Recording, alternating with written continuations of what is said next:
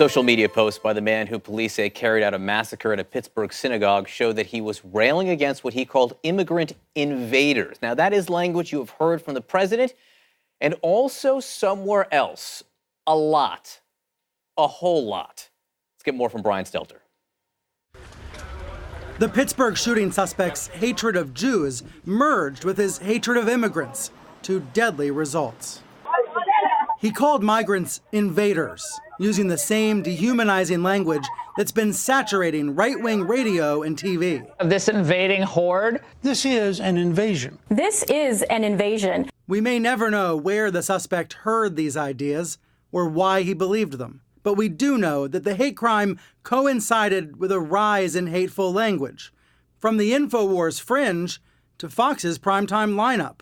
You have this invasion coming over every day. Almost as soon as the migrant caravan formed in Central America. It's a kind of invasion. Fox News talking heads and President Trump made it out to be a major threat. You do not have the right to come here. We did not invite you here.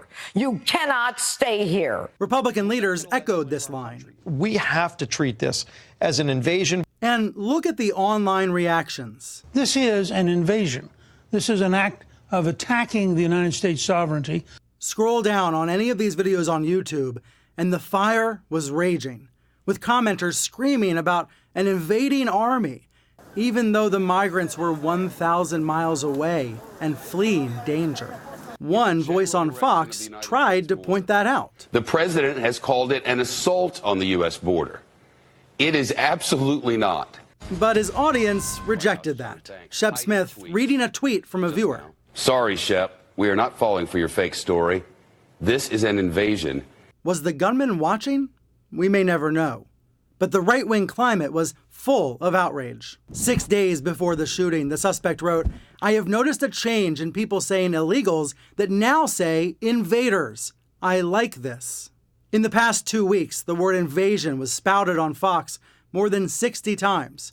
And on Fox Business, 75. And the American people are seeing these visuals on television every day, and they think of it as an invasion. Combine that with the claims that Democrats were funding the caravan. Another leftist-funded operation. Laura Ingraham saying leftists were aiding and abetting. Congressman Matt Gaetz sharing a video saying people were being paid to storm the U.S. border. Soros is a favorite boogeyman of the right. He's a billionaire donor, and he's Jewish. Dark corners of social media filled up with conspiracy theories, and it spilled onto TV. From the Soros-occupied State Department. This Lou Dobbs guest blaming the caravan on Soros, calling to mind an anti-Semitic trope about Jews secretly running the government. The suspect's final post on Gab blamed a Jewish refugee group for bringing in invaders. Now, the Washington Post arguing that the conspiracy theory about Soros and the caravan inspired the horror in Pittsburgh. And Adam Serwer, writing in The Atlantic, saying Trump's caravan hysteria led to this. The president's reaction? He tweeted on Monday, "This is an invasion of our country." Brian, what I'm so struck by is, do the president of the United States words matter or not? Let's just decide.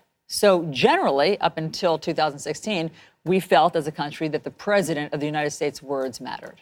But now the White House, and this is the part that baffles me, from Sarah Sanders yesterday to the president himself, they're saying that they don't think that his words have any impact. He can say whatever he wants and people are not listening. I don't understand the logic. But I think that dodge, which is illogical, is specifically because Trump and his aides know he's vulnerable. They recognize that he's lit a fire and added more and more fuel every day and is not able to control it. By the way, he doesn't want to control it. He doesn't seem interested in controlling it. But even if he wanted to, I'm not sure he could. He has unleashed forces in this country. And so what do? They have to attack the press. They have to change the subject because they're vulnerable on this problem. They may be vulnerable, but the president is leaning in. I think it's fascinating how much he has chosen to lean in on these very subjects.